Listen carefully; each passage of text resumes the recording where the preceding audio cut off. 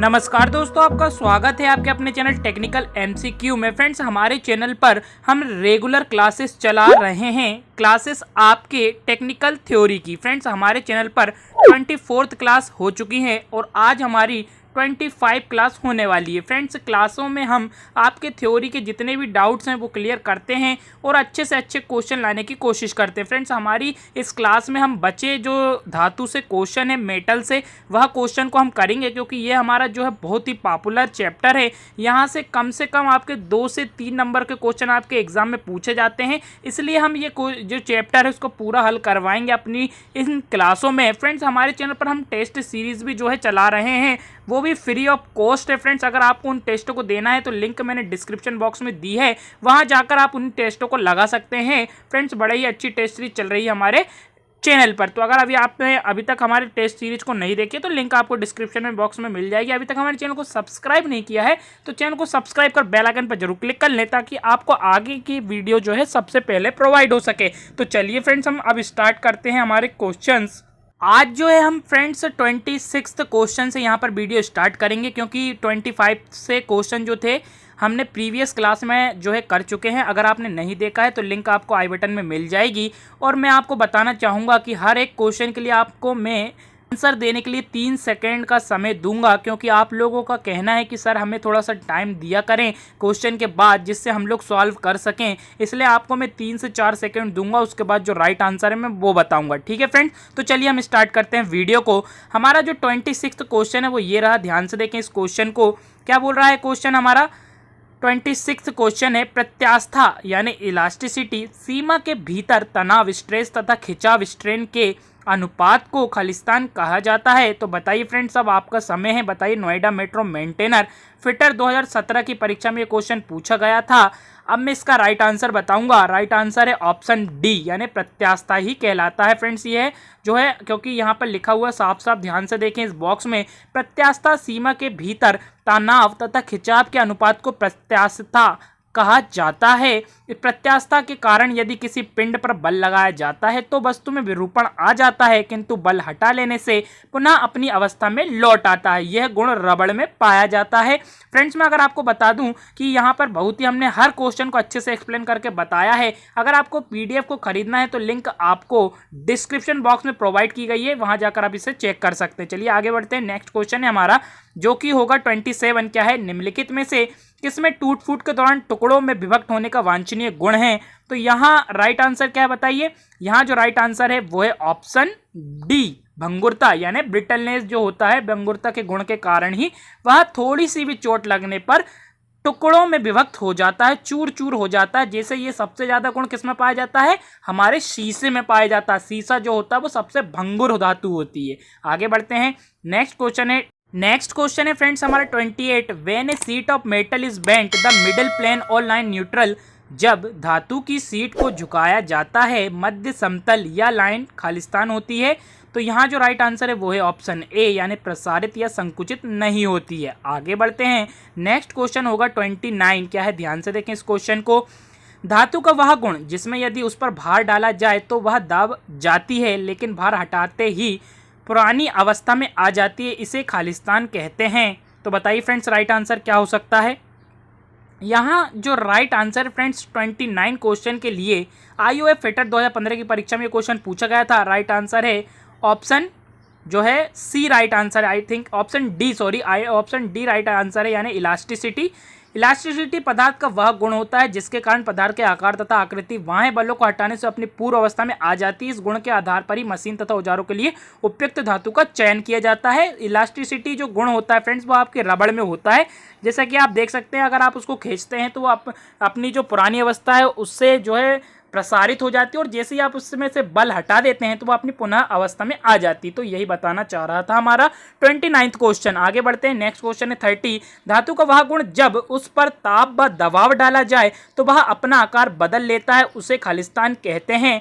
तो फ्रेंड्स यह जो क्वेश्चन था हमारा वह सीआरपीएफ कांस्टेबल ट्रेडमैन की परीक्षा में ये क्वेश्चन पूछा गया था, क्योंकि यहाँ पर फ्रेंड्स जितने भी क्वेश्चन मिलेंगे आपको वो कहीं ना कहीं किसी ना किसी टेक्निकल एग्जाम में पूछे जा चुके हैं। तो आपको अगर पीडीएफ को बाय करना है तो लिंक आपको डिस्क्रिप्शन बॉक्स में दी गई है। यहाँ पर जो राइट आंसर है वो ऑप्शन बी प्लास्टिसिटी, क्योंकि फ्रेंड्स प्लास्टिसिटी के कारण ही हम बर्तन बनाते हैं, क्योंकि एक दबाव के द्वारा ढलाई करके अगर उन्हें एक सांचे में एक डाई में डाल दिया जाता है तो वो अपनी पुनः अवस्था में वापस नहीं आते हैं। ये गुण इलास्टिसिटी के बिल्कुल विपरीत होता है, इसलिए यहाँ जो राइट आंसर है वो क्या है, ऑप्शन बी। आगे बढ़ते हैं, नेक्स्ट क्वेश्चन है हमारा जो कि 31 है। ध्यान से देखिए इस क्वेश्चन को। धातु से इस गुण के कारण धातु की पतली तारें बनाई जाती हैं तथा तारें बनाते समय वह टूटती नहीं है, इसे खालिस्तान कहते हैं।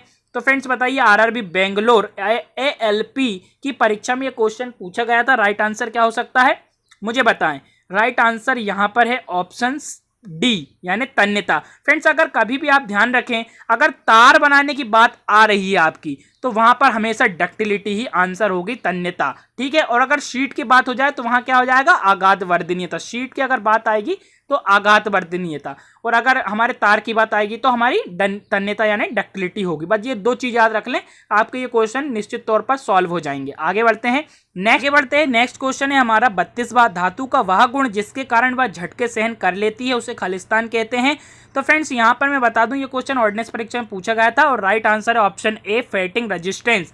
नेक्स्ट क्वेश्चन है फ्रेंड्स हमारा जो कि होगा 33, क्या है, धातुओं के इस गुण के कारण इसकी पतली चादरें बनाई जाती है। अभी मैंने आपको पहले ही बताया था कि राइट आंसर क्या हो सकता है। आप बताइए राइट आंसर क्या है। यहाँ पर राइट आंसर है ऑप्शन बी। आपने सही समझा, मेलिएबिलिटी, आघात वर्धनीयता होता है जिसके कारण हम धातु को चादर के रूप में बनाते हैं। आगे बढ़ते हैं, 34 क्वेश्चन है हमारा, ये रहा।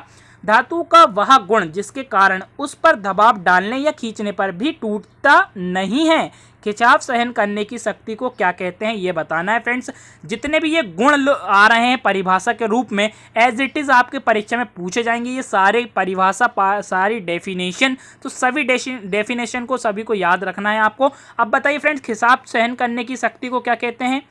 तो यहाँ जो राइट आंसर है वो ऑप्शन सी टेनासिटी। याद रखें आप, इसे टेनासिटी कहते हैं, खिंचाव करने की शक्ति को। यहाँ साफ साफ लिखा हुआ है, देख सकते हैं आप। आगे बढ़ते हैं, नेक्स्ट क्वेश्चन हमारा 35। धातु के खरोंच, टूट फूट, अपघर्षण तथा प्रतिरोधकता के गुण खालिस्तान कहलाता है। तो बताइए फ्रेंड्स, प्रतिरोधकता का गुण क्या कहलाता है। एनटीपीसी फिटर 2014 की परीक्षा में क्वेश्चन पूछा गया था। राइट आंसर है ऑप्शन ए कठोरता, हार्डनेस। ठीक है फ्रेंड्स, राइट आंसर है ऑप्शन ए। आगे बढ़ते हैं वीडियो में, नेक्स्ट क्वेश्चन है हमारा, धातु में भंगुरता से विपरीत गुण को कहते हैं। तो फ्रेंड्स ध्यान से देखिए अब क्या बोल रहा है, धातु में भंगुरता, ब्रिटलनेस से विपरीत गुण को क्या कहते हैं। तो फ्रेंड्स आपको ध्यान में रखना है कि भंगुरता क्या होती है। भंगुरता वह होती है जिसमें थोड़ी सी भी अगर आप चोट लगाओगे धातु पर तो वह चूर चूर हो जाएगी। अब इसके विपरीत क्या होगा, तो इसके विपरीत होगा ऑप्शन बी यानी तन्यता।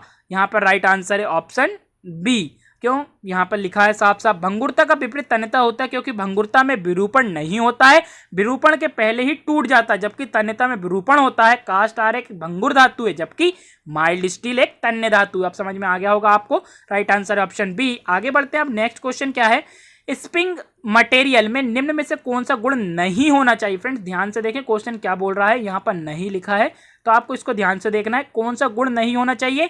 राइट आंसर जो है वो मैं आपको यहाँ पर बताता हूँ। राइट आंसर है ऑप्शन बी यानी स्प्रिंग मटेरियल में भंगुरता का गुण नहीं होना चाहिए ताकि वह झटकों या चोटों से न टूटे। आगे बढ़ते हैं, अब नेक्स्ट क्वेश्चन है हमारा 38, क्या है, ये रहा। धातु के उस गुण को क्या कहते हैं जिससे उच्च दबाव डालने पर वह दब जाती है और बल हटाने पर पुनः अपनी वास्तविक आकार में आ जाती है। 10 बार ये क्वेश्चन आ चुका है क्योंकि ये मोस्ट इंपोर्टेंट क्वेश्चन है। राइट आंसर अब आपको याद हो ही गया होगा, राइट आंसर है ऑप्शन बी इलास्टिसिटी। आगे बढ़ते हैं, नेक्स्ट क्वेश्चन है हमारा जो कि होगा 39वां, धातु का गुणधर्म प्रॉपर्टी जो इसे सीट में परिवर्तित करने योग्य बनाता है। ये भी जो है हमारा बार बार रिपीट हो रहा है क्वेश्चन। राइट आंसर क्या है, ऑप्शन बी आघात वर्धनीयता यानी मेलेबिलिटी। आगे बढ़ते हैं, अब नेक्स्ट क्वेश्चन है हमारा क्या है, ध्यान से देखिए 40 क्वेश्चन, वह धातु ब्रिटल है जो, 4 ऑप्शन में से कौन सा राइट आंसर है यहां पर बताइए मुझे। थोड़ा सा मैं आपको समय देता हूं, ध्यान से देख लें हर ऑप्शंस को।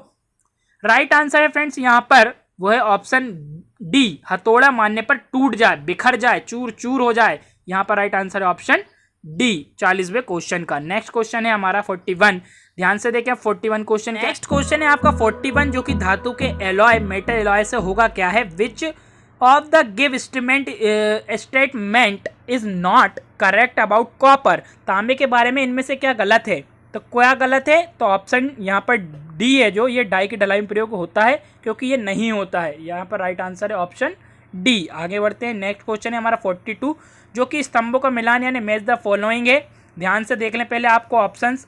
फ्रेंड्स, तो आप कंफ्यूज ना हो, मैं डायरेक्ट आपको आंसर बताता हूँ जिससे आपको साफ साफ समझ में आए, क्योंकि हम कुछ भी कंफ्यूजन नहीं रखना चाहते। जैसा कि आप देख सकते हैं फ्रेंड्स, सूखा घुलनशील कम श्यान तेल का प्रयोग किसके लिए किया जाता है?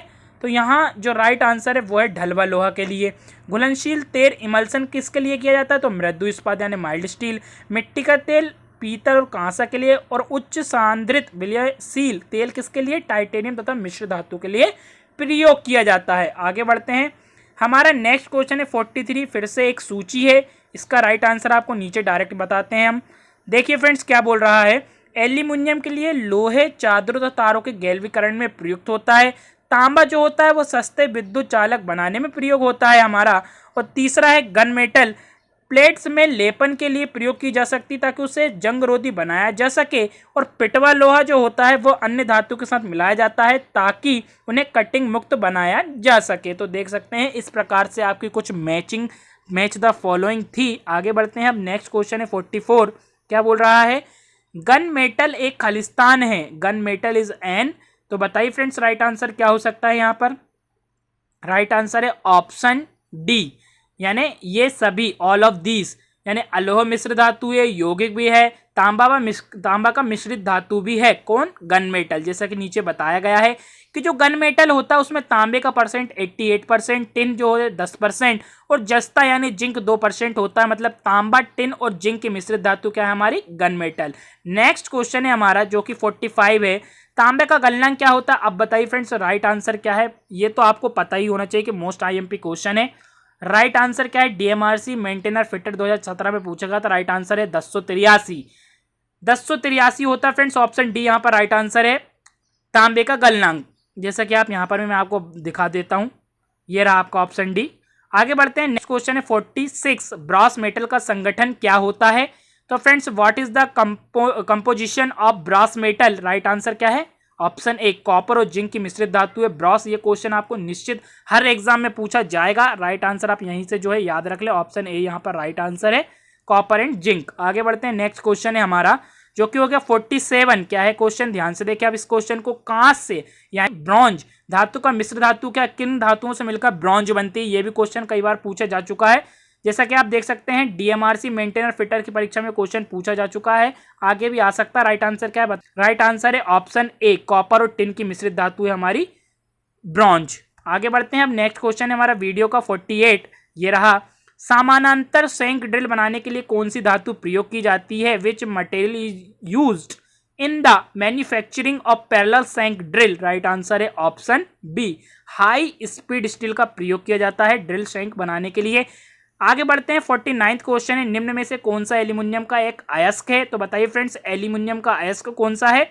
राइट आंसर है ऑप्शन ए, आपने सही समझा, बॉक्साइट जो है एल्यूमिनियम का अलग अयस्क है, सॉरी एलॉय है। आगे बढ़ते हैं। नेक्स्ट क्वेश्चन है हमारा जो कि इस वीडियो का लास्ट क्वेश्चन होगा, क्योंकि फ्रेंड्स वीडियो हमारी काफी लंबी हो गई है। बताइए राइट आंसर क्या हो सकता है?